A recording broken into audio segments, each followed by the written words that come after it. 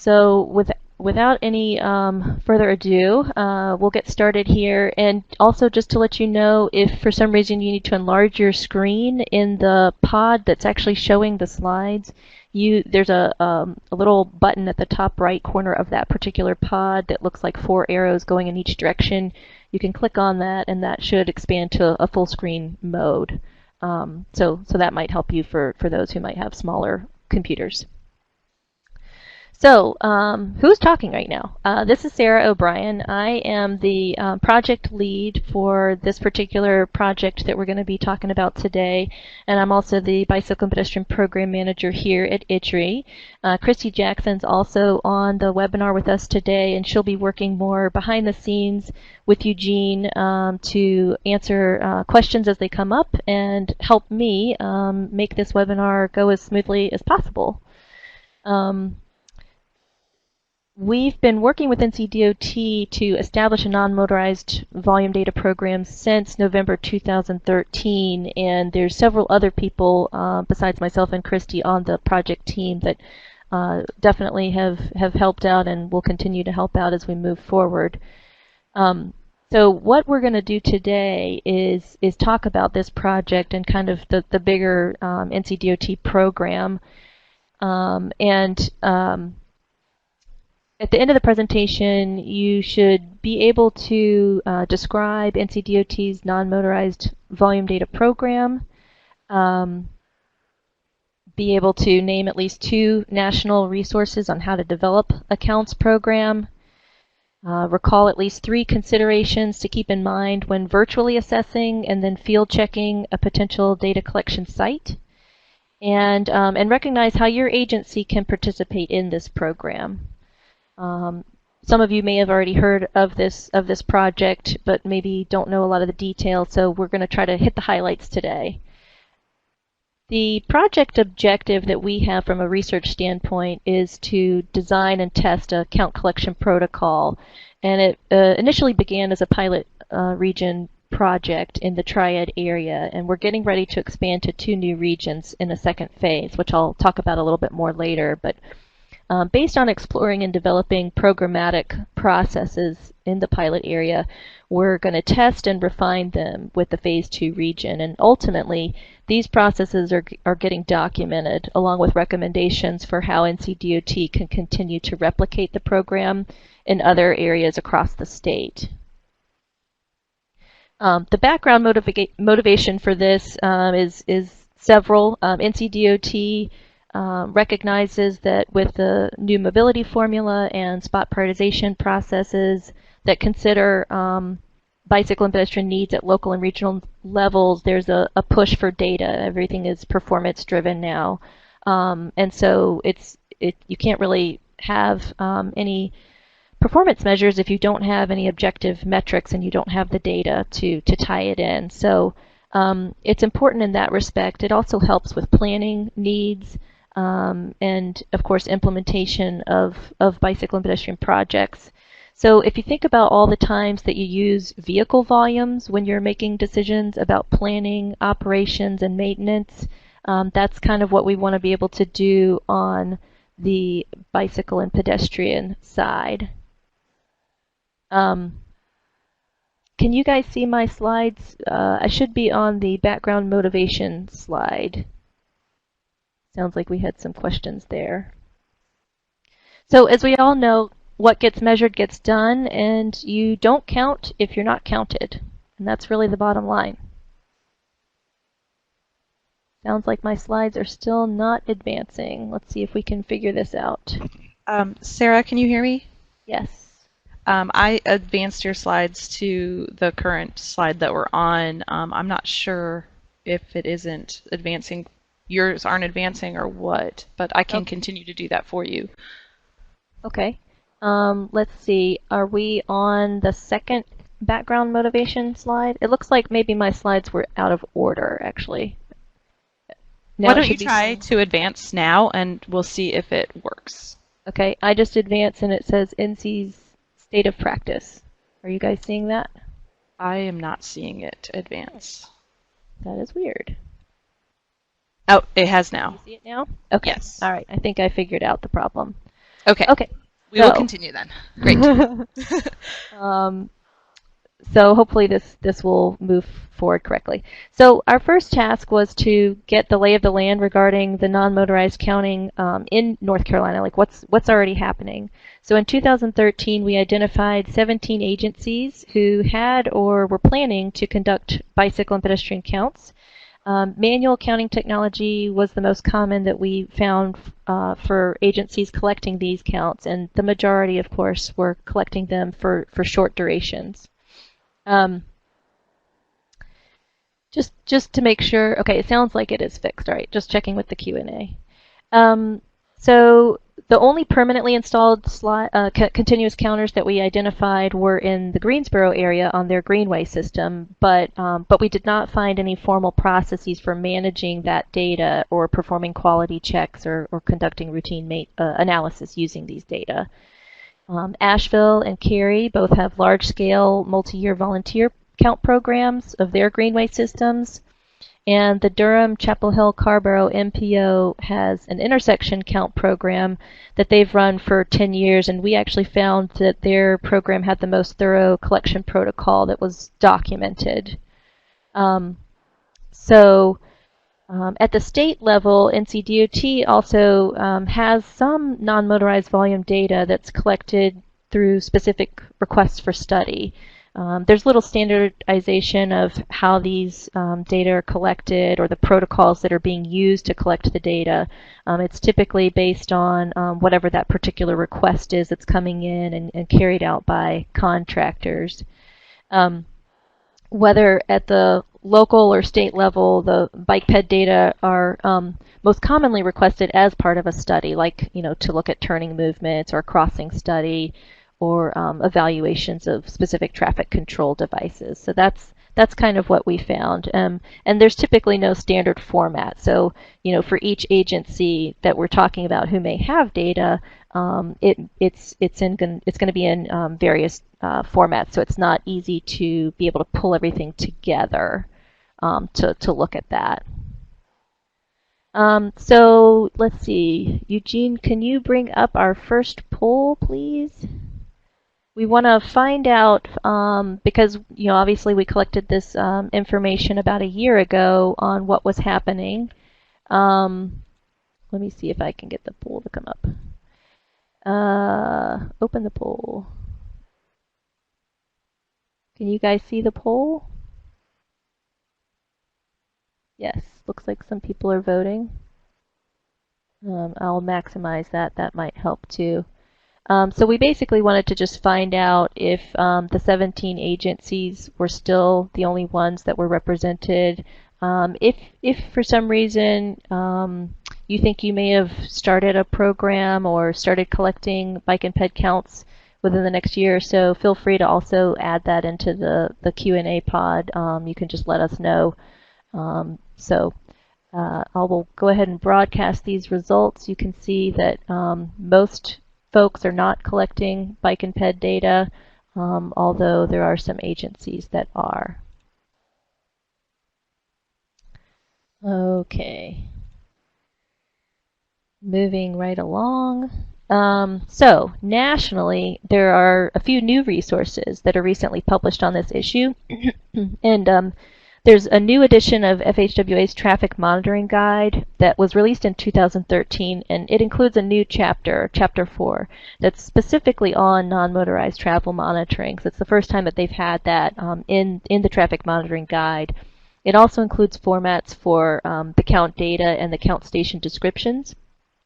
And following the TMG format ultimately allows for the data to be exported to FHWA's Traffic Monitoring Analysis System, which is the software that agencies use to submit data to the national database to monitor trends over time. So this is a pretty big deal that it's finally happening on a national level. Another resource is the NCHRP Report 797, the guidebook on pedestrian and bicycle volume data collection, and that was released earlier this year.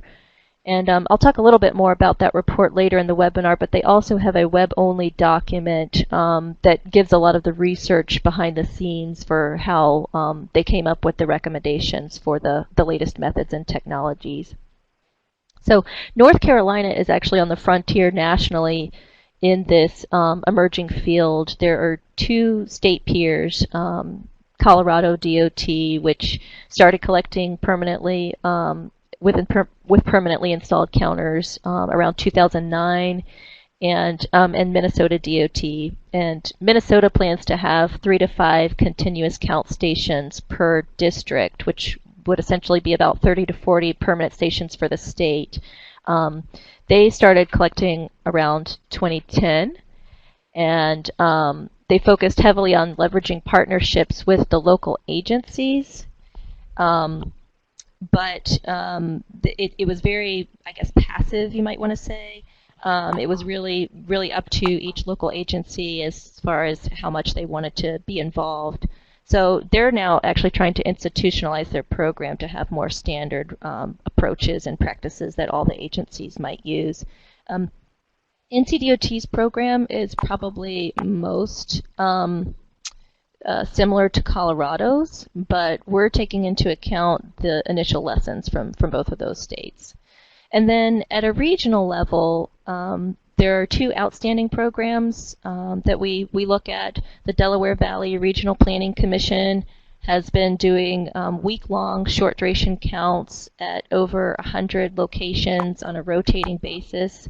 And they also have continuous count stations on some trails. All participants are now in interactive talk mode.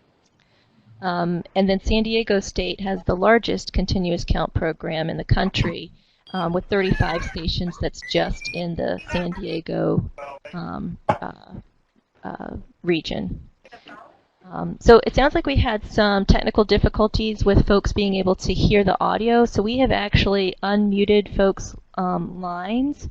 So if you can, please self-mute yourself. If you have a mute button, please mute. If you do not have a mute button, please press *6 on your phone, just so that we don't get any background noise. We had to unmute folks' lines so that they could hear. Let me know if you're able to hear me now.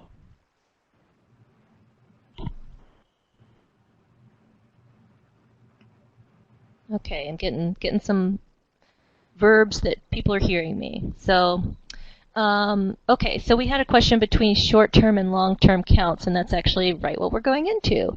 So the next step was to figure out where we wanted to start collecting data in North Carolina, and before I explain that process, it is important to understand why a volume data program ultimately needs a mix of continuous count and short-duration count stations.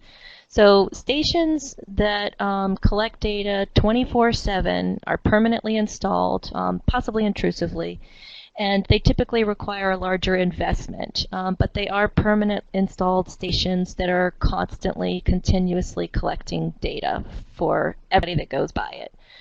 For short duration stations, they are essentially a shorter time frame of data coverage, and they allow for a good spatial coverage of an area. So the permanently installed stations allow us to understand travel patterns over time, and then the short duration count stations allow us to understand regionally or over a particular area what's happening. Both stations are grouped by the types of travel patterns that they exhibit. And we can develop adjustment factors for the different pattern groups, like the time of day, day of week, or seasonality.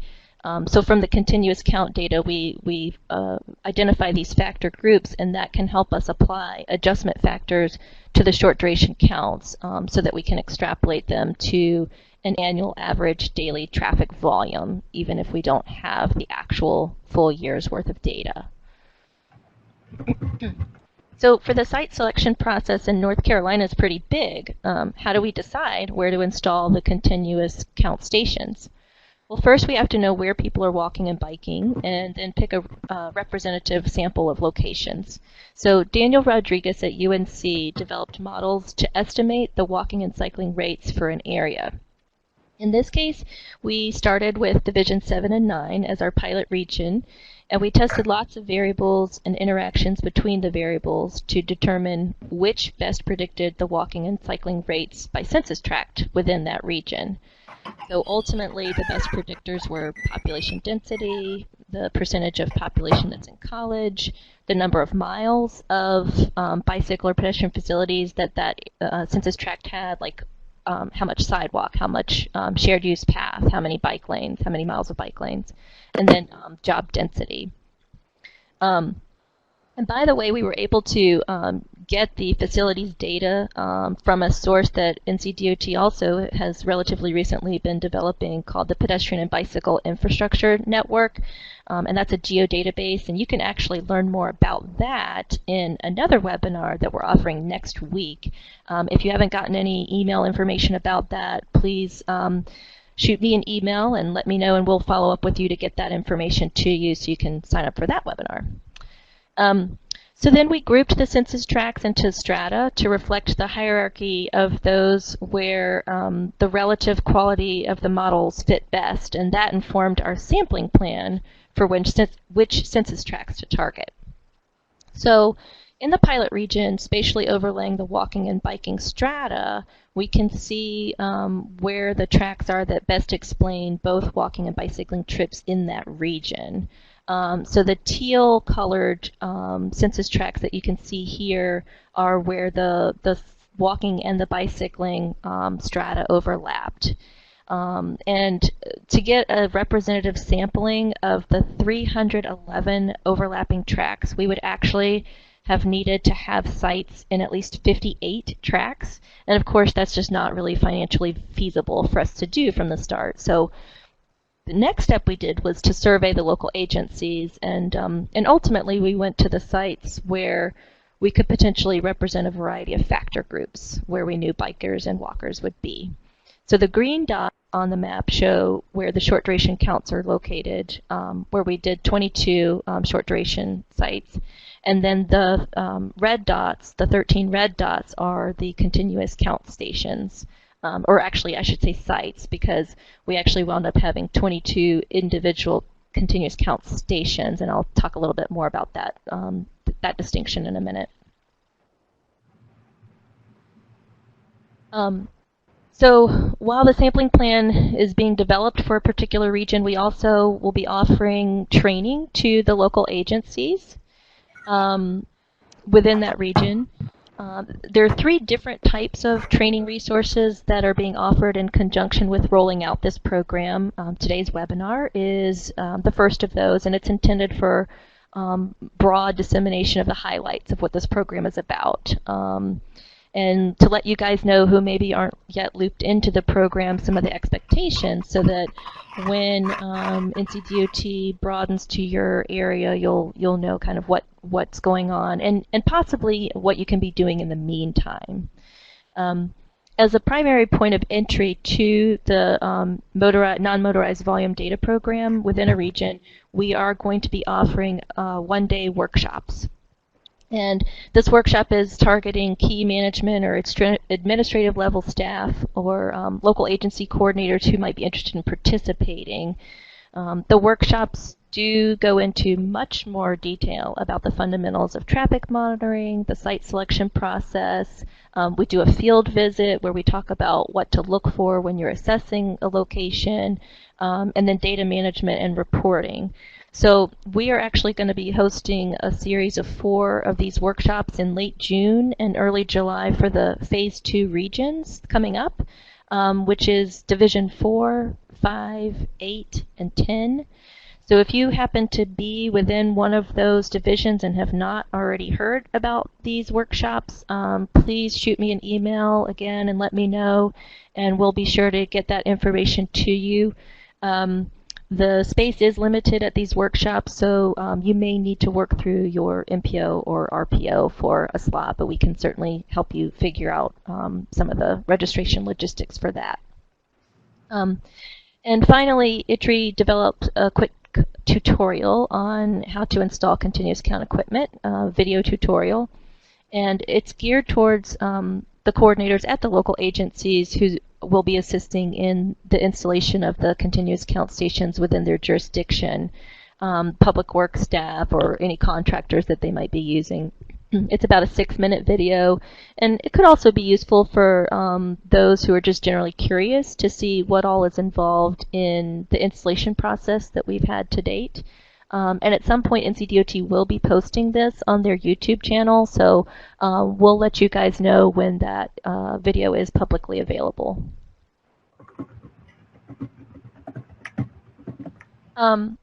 So agencies who attend the training workshop are going to receive a survey to solicit input on the potential sites within their jurisdiction.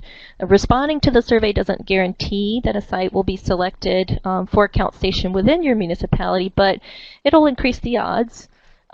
Information on count locations where data has already collected can also be really useful for us in understanding what might be a good location or area to zone in on. So ITRE then screens all the potential sites that we identify through the surveys, and we'll prioritize them based on the sampling plan to ensure that we've got a good mix of sites that cover the various factor groups that we need to cover. Prioritized sites are then audited virtually to screen out those that may not be suitable as continuous count locations. There's a lot of things that we'll be looking at for that. And we can certainly we'll go into detail with that at the workshop. So when the workshop comes to your area, that'll make more sense. The field visits, when we go out in the field, we will be looking for other information that maybe we couldn't really check virtually. So once we have a targeted number of sites that have been virtually selected or prioritized, then we conduct the field visits. And we do encourage the local agency to participate in these visits if possible, because they just have a lot of background information that we may not get by just being in the field for 15 or 20 minutes at a particular site. During the visits, we do check for interference because with the bicycle detection equipment that we use, it is in road loops or in pavement loops, and so we have to test for interference. We also look at where the particular site would be located to determine specific equipment configuration needs, and in some locations we might actually collect some preliminary counts. And those counts would be used to check whether the site meets the travel patterns or the volume ranges that we expect to see at that particular location. Helps us ensure that we're meeting the factor groups that we need to meet. When we're out there in the field, we really want to make sure that the good sites have clear travel paths that the bicycles and pedestrians take from their origins to their destinations. So it's best to go out when we know that active travelers are going to be around.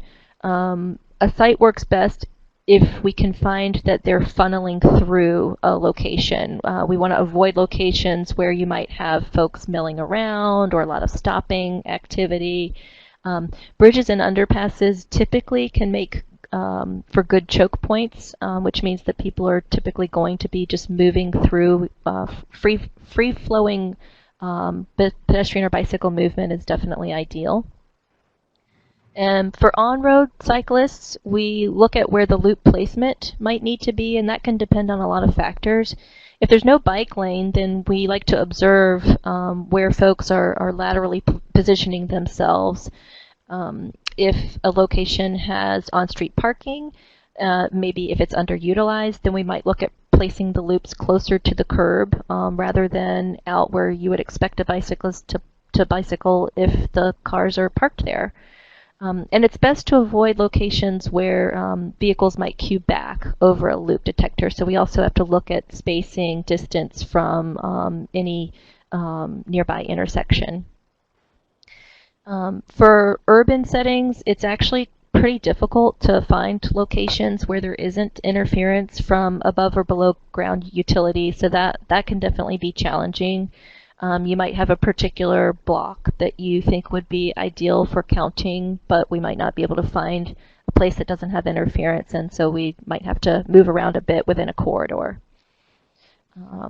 Good sites obviously need to have some people to count. A site, if you get 0 counts for too much of a day, it really doesn't help us to understand trends. So we do need some evidence that there are folks walking and bicycling there. And when we see people there, we observe their behaviors to see whether they're milling or whether they're funneling or, avoiding mid-block crossings where they might bypass a counter. And then after we've pulled together all of the information that we collect with the field visits, we reprioritize the candidate sites and select the top ones for installation based on the amount of funding that's available. So for short duration count sites, basically the sites that don't get selected for a continuous counter are given consideration for when we're in the field to be prioritized as short duration counters. And later on, if there are additional funds for more continuous counters, it's possible that some of these could be reconsidered for permanent count stations. So it's really kind of an iterative process as a program is being built out and fully established. You might also want short duration count sites where you're just trying to understand seasonal activity and maybe you don't need a whole year's worth of data, or if there's a place where you really, really want to get counts, but you can't put in intrusive types of equipment. So the success of this program does rely on establishing good partnerships with the local agencies. NCDOT via ITRE works with the municipalities and the MPOs throughout the site selection process and the field visits. And because the permanently installed counters are considered intrusive, we need the proper approvals and encroachment agreements in place. If we're going to be, cutting holes, saw cutting into the asphalt or the sidewalk, we need to make sure that we can do that. NCDOT also needs local assistance to actually install the equipment and have someone on the ground who can help monitor the stations or field check equipment if needed from a maintenance standpoint. So currently what happens is the MPOs enter into an agreement with NCDOT to install and maintain the equipment, with NCDOT owning it for the first 2 years, and then after that the ownership transfers to the local agency. I should say that at this point the equipment that we're using is provided by EcoCounter as the vendor. And they, the primary sensor technology that we're using is infrared to collect the bicycle information, or I'm sorry, the pedestrian information, and then loops, inductive loops to collect the bicyclist information. So what's in it for the local agencies? Well, in return, NCDOT actually purchases and supplies that continuous count equipment. Through our contract, we supply the technical assistance and training to the interested agencies.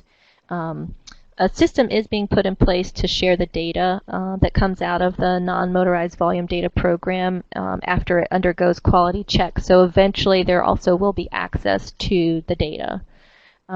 As a long-term strategy, local agencies brought into the program might also be more willing to invest their own dollars or resources into adding new sites to fully flesh out the data that might be collected within their region. And this could help to leverage the reach of the statewide program while ensuring that agencies have the knowledge that they need to select sites thoughtfully. So NCDOT is also considering future programmatic options for data sharing. And it's possible that at some point in the future, the bike and ped count data collected by local agencies could ultimately feed into a statewide data warehouse, even if the data were not collected specifically for DOT's traffic monitoring purposes. So what does the site look like? Spring Garden Street is a site that we identified for a continuous counter in Greensboro. That is near the UNCG's campus. We expected to see bicyclists and pedestrians on the street with a mixed travel pattern, meaning that we didn't really think it would be recreational in use or necessarily a commuter pattern with a strong AM and PM peak hours. So based on this site, we recommended a series of specific count sensors that would help us to appropriately configure to achieve a screen line count of the segment. So this is what it looks like from an aerial view, and you can see off to the left there's a network of non-motorized facilities on the west side, and that's actually UNCG's campus. The little pointer with the A pin is the general location where we thought would be a good spot to install a continuous counter. And you can see there's also transit nearby, and this corridor does have sidewalk on both sides of the street. So because there's facilities on both sides of the street, and we also see that there's on-street parking, we had to be careful in identifying where the actual count stations would go. And in this case, because we wanted to count pedestrians on both sidewalks, on either side of the street, we actually needed two separate count stations from an equipment standpoint. So from a screen line count standpoint, it counts as one site, but we actually have two different sets of equipment to make that happen. So one station collects the sidewalk users on the southern sidewalk and the bicyclists that are going eastbound, and then the other station collects the northern sidewalk users and the bicyclists that are going westbound. And we did observe the parking utilization there and discussed that with the local agency contacts to determine where the bike loops should be placed. Here's a picture of where the bike loops were installed, and you can see that Daniel Amstutz is testing the loops here. We have not actually sealed them yet. We were in the process of testing to make sure that the counter was working properly. And we did choose to place the loops outside of the parking zone where we expected folks to be riding.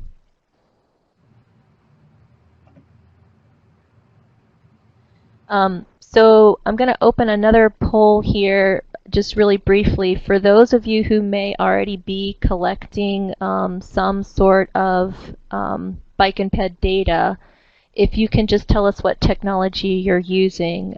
Manual counts are going to be, people in the field. Some folks might be using video to collect data. There's passive infrared. There's pneumatic tubes, which would be a way to collect short duration count data for bicycles, or inductive loops, which would be a more intrusive permanent type of technology for collecting bicycles. We'll just let that run just a couple minutes more.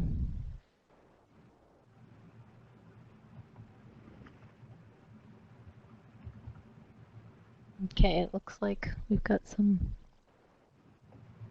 people changing their votes, maybe. So it looks like about 50% or so are manually counting, and some folks may be using the video to count. My guess is probably the video detection is also still post-processed by a human, so we would actually still consider that manual counts, and that's kind of what we expect. Okay, so let me go back over here. All right, so once the stations are installed, it's all about getting those counts and processing the data, which is actually a pretty big task. NCDOT contracts out the short duration count needs that we identify, and ITRE checks the data that's collected. We also monitor the equipment, really inspecting the data and running it through a series of quality control checks. So flagged data might require an additional investigation or coordination with the local agency to kind of be our eyes on the ground to see whether it is a maintenance issue or whether it's something that needs to be brought back to the vendor for equipment, troubleshooting. We're also in the process of validating the data that's collected at each station and developing a validation protocol for the program as well, so that we can verify the precision and accuracy of the equipment counts. And through that process, we will be able to develop correction factors based on the validation studies.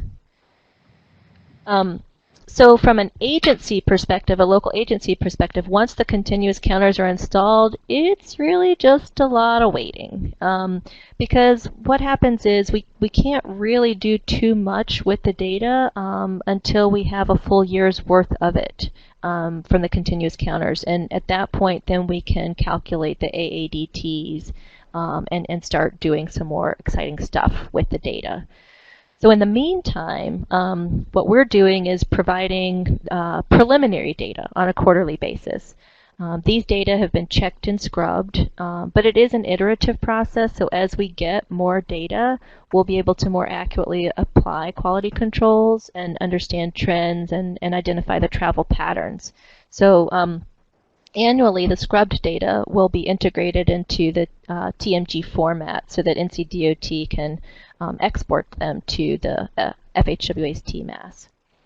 We're quickly realizing that the manual methods that we're currently using for data management, maintenance, and the QA/QC processes are going to be difficult to sustain in the long term, especially as the number of the permanent and coverage sites grow across the state. So NCDOT is eventually going to need to investigate other ways to automate some of these processes to efficiently manage the data. But for now, that's part of what our contract with them is providing. Also, currently, the only data going in or out of the data going into the to the warehouse of data is from the sites that NCDOT identified. So future procedures and processes might be developed to allow for data collected from other entities to enter the workflow, which I think would be a kind of a win-win for anybody who is interested in bicycling and pedestrian data. So once a sufficient amount of data has been compiled in the warehouse, in a data warehouse, we can analyze it for a variety of things. Primarily, we'll be deriving adjustment factors from the continuous count data so that we can extrapolate the short duration counts and develop AADTs at all the sites. We'll also be able to understand travel patterns and verify whether the sites fit into the factor groups that we expected them to represent. As the program expands, we'll use this to help prioritize what types of sites we need to seek in future regions so that we ultimately have at least 3 to 5 sites per factor group. So on this slide here on the right are some examples of different travel patterns we're seeing in the pilot region.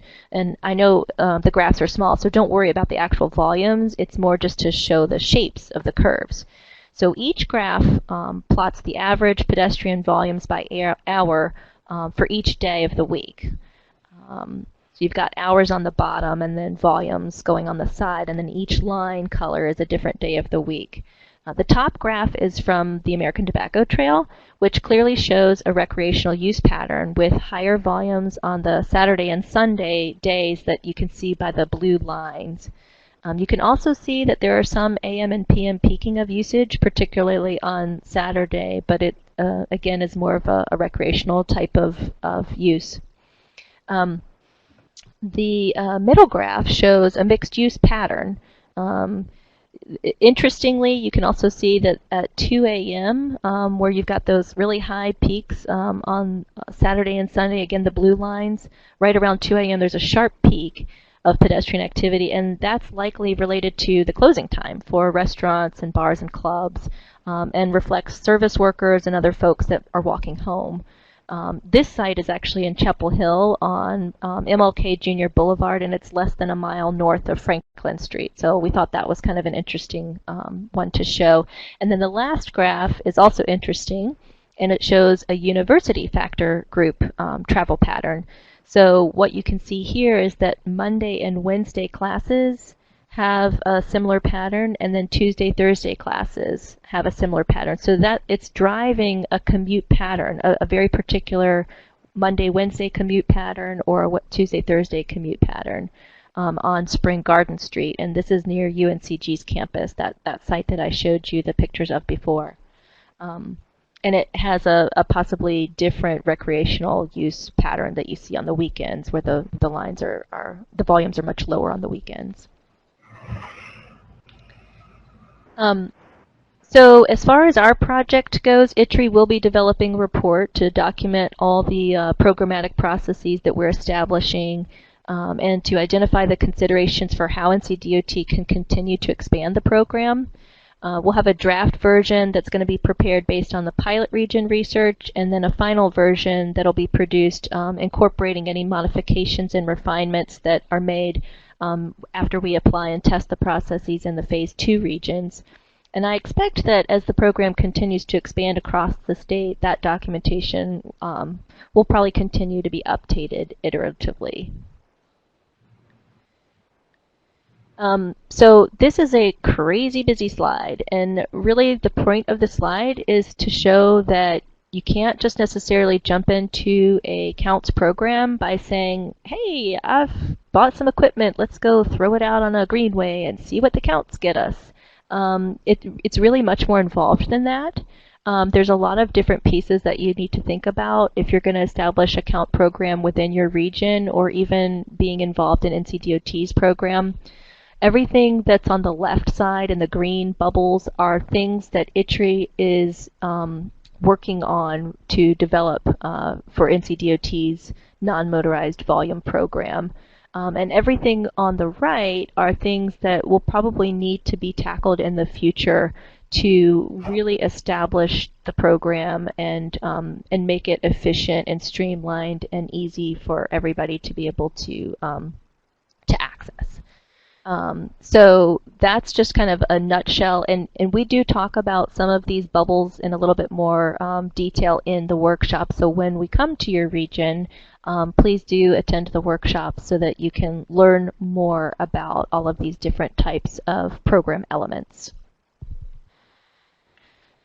As far as next steps for NCDOT's program that I mentioned, Phase 2 is shown in the green. Again, that's divisions 4, 5, 8, and 10.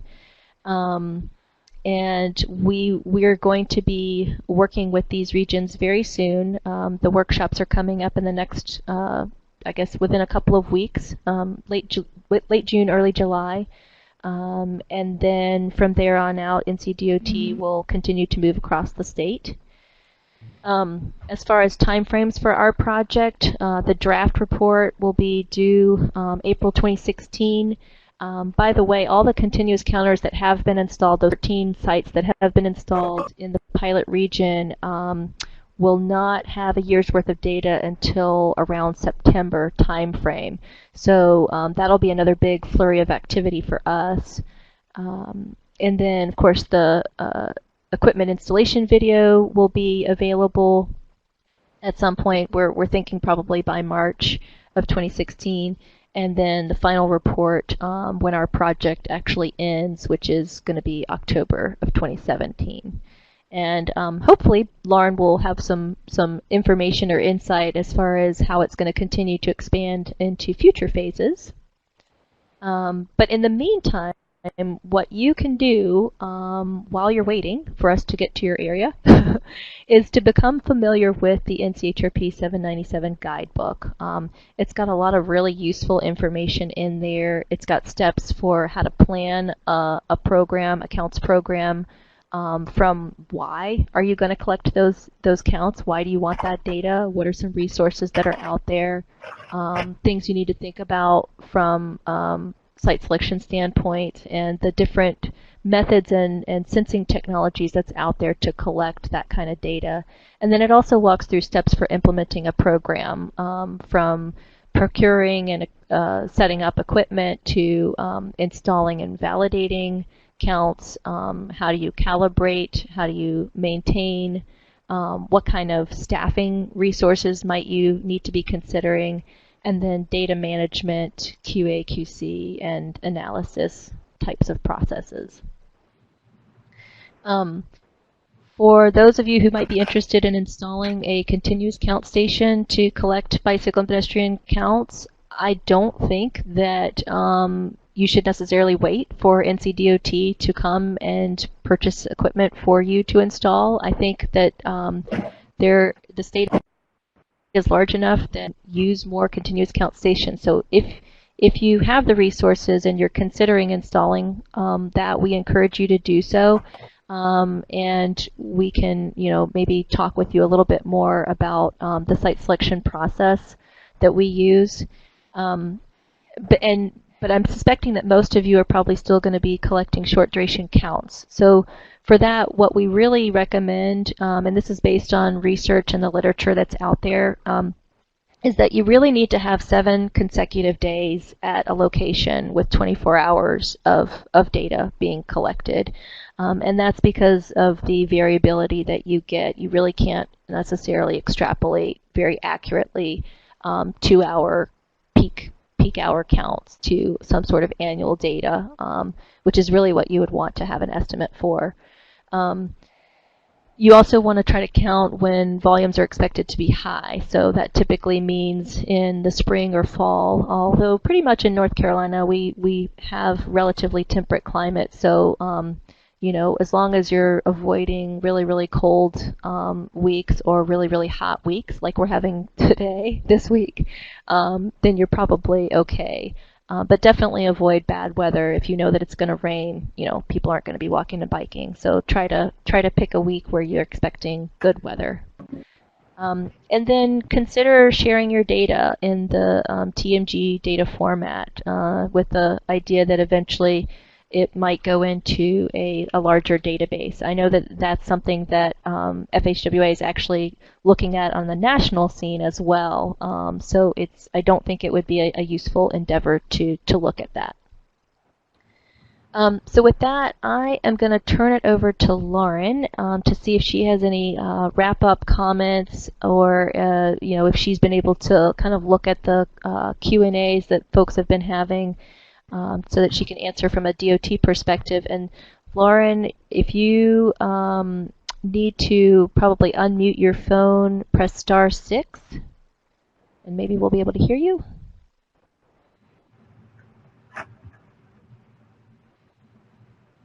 I'm not hearing anything. She's typing.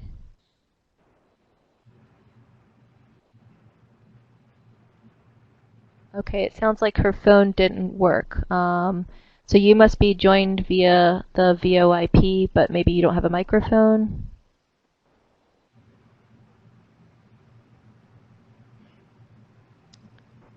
Okay, yes. So she did answer in the sign-in pod a little bit further up. She says, future phases, it all comes down to funding in future state budgets, but she feels good about the future prospects. So we don't have a specific timeline as far as when we are going to be getting, or when NCDOT is going to be getting to the next regions or divisions within the state, but that is obviously the plan, is to continue to move and expand. So obviously keep your eyes peeled and your ears out for when that happens.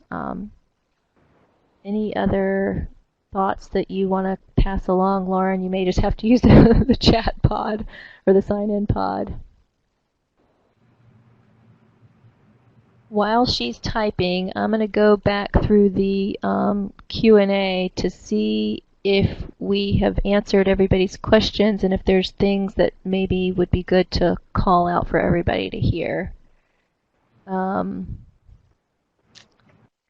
So I think I explained the difference between short duration and continuous. So hopefully that's been addressed. Jesse Day asks, is the interference with utilities something that kicks off the loops or simply conflicts with the ability to cut the pavement? That's a good question. For interference, we're actually testing with things that are going to provide some sort of signal that the counter, that the loops would pick up and detect that we would not want them to detect. So some sort of electromagnetic kind of a signal. So it's interfering with the loops. As far as the ability to cut the pavement, they're really only going a few inches in, so there's probably not going to be anything that would be conflicting with something actually already in the pavement, as far as cutting other wires. But that's something that is considered when we go out. All the existing utilities along that right-of-way do need to be located prior to us going out for install. Is there a tester that helps determine interference from utilities? Yes. we have a tester that we bring out, and it's configured to the loops that we actually install, so we can test that.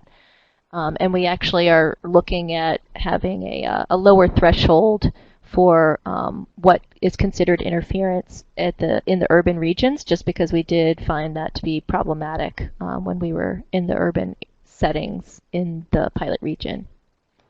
Niles asks, any experience with myovision for short duration counts? I personally have not had any experience with that. I know that some of our local agencies have. I believe Durham, possibly all of the DCHC MPO have used them. I've heard mixed reviews on that, but in general, what I would say is if you're looking to purchase some type of equipment, I strongly recommend you go to the NCHRP 797 report, the guidebook, because that essentially that's what they did for part of their project, was to really thoroughly evaluate all the different types of technologies that are out there and kind of give you the advantages and the disadvantages and where you can use the different types of equipment. So if you're considering video versus infrared versus loops versus some other type of detection, that would be a good first place to start. John says, seems you could not select more than one answer to that poll. Yes, the polls were both, each of them were both choose one answer. Charlotte DOT and Mecklenburg County used most of the counting methods you outlined. However, there was no option to select methods on them. Okay, so that's interesting to know. We'll have to keep that in mind for future polls to make it be a check all that apply. Wilmington, is there any assistance available for jurisdictions that are doing this on their own, particularly in terms of getting data into the TMAS format? Right now, our technical assistance ability is extremely limited, and it would be based on NCDOT's direction. So we may need to follow up with you separately to find out what kind of assistance we might be able to provide. Niles asks, does the NCHRP guidebook discuss gathering data from wearable devices and GPS trackers?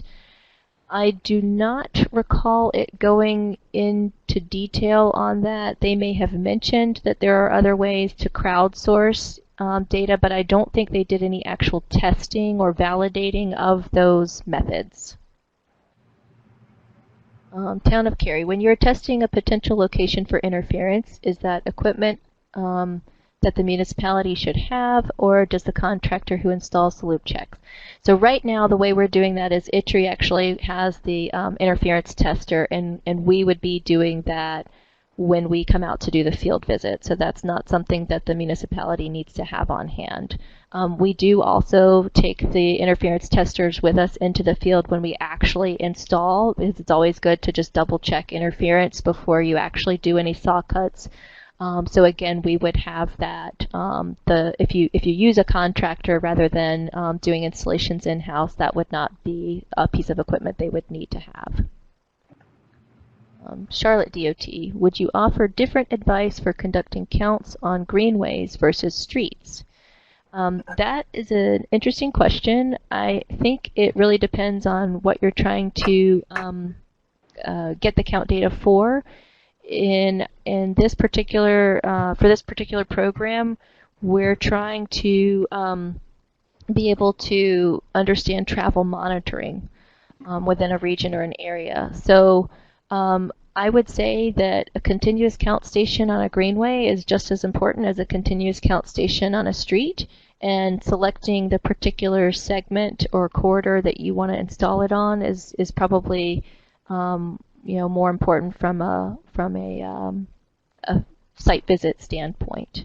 And then what kind of factor groups you think it's going to fall into. So, greenways don't necessarily have to be recreational, and I would actually suspect possibly around the Little Sugar Creek Greenway in the urban section in Charlotte, you may actually find that it's used as a commuter corridor for certain times of days or certain days of the week. So that would be something that would be interesting to look at. But you're definitely going to find different travel patterns on streets. Oh, somebody's music came on. Oh, hi. I'm listening to a webinar. Hi. I think somebody's phone is not muted, so if you can make sure that your line is *6 to mute, that would be helpful. Okay, what's wrong? See, oh, we might just have some interference coming on here. How reliable or accurate are the inductive loops? Do all bikes get counted in the loops? That's a good question. Again, Okay. it depends on where they're located and if you have interference. That's something that we are validating right now with all of our sites where we have continuous count stations installed. So we should have some better information about that when our validation studies are done. There's also some general information on the precision and accuracy of a variety of the sensor technologies, including inductive loops. If you can make sure that you *6 to mute your phone. It sounds like somebody's on a separate call. Anyway, the NCHRP report is actually a really good place to look at, in general, how reliable and accurate the different types of sensor technologies are. Jesse asks, have the workshops for the second phase counts been announced? Yes, they have. We did send out an email blast to agencies that were within divisions 4, 5, 8, and 10. So if you are in one of those divisions and you have not gotten information about those workshops, please shoot me an email so we can make sure to give you that information. And then Catherine asks, what are your volume ranges for rural area participation? That is a really great question. One thing that we looked at with the Colorado DOT as kind of our template format was they actually tried to get factor groups or a variety of sites based on different volume ranges. So in a rural area, you know, we may expect in some locations to have lower volumes of pedestrians maybe than in a urban setting. But that doesn't necessarily mean that that would not be a place we want to do counts. So right now we don't have a really good spot in the pilot region that I would consider a rural location to get data, with the exception of maybe some of the greenway trails. So that's something we are going to be looking at when we expand to the next regions, is to look for some on-road, maybe some rural bike routes that might get a lot of heavy bicycling traffic maybe on the weekends. But as far as like what range is for volume, being low, medium, or high, we don't really have that yet for North Carolina. All we have are the examples of ranges that that Colorado DOT has, which, you know, their low range could be our high threshold. So we'll just have to kind of see what makes sense for North Carolina as far as volume ranges. So with that, I think we are out of time on the webinar, and it looks like I've gone through all the questions. If you do have any additional questions, feel free to shoot me an email. I'll put up my contact information here. And again, remember, we have been recording this video, so if you need to go back and re-listen to anything again or want to share it with some of your colleagues, we'll also be sending out an email with that link as soon as it's up and available for you to view. And for those of you who maybe got on late and have not signed in to the sign-in pod, please make sure that you sign in everybody that might be in the room with you, as well as the local agency that you're representing. And all of that information will be saved and recorded with the webinar. And with that, I appreciate you joining.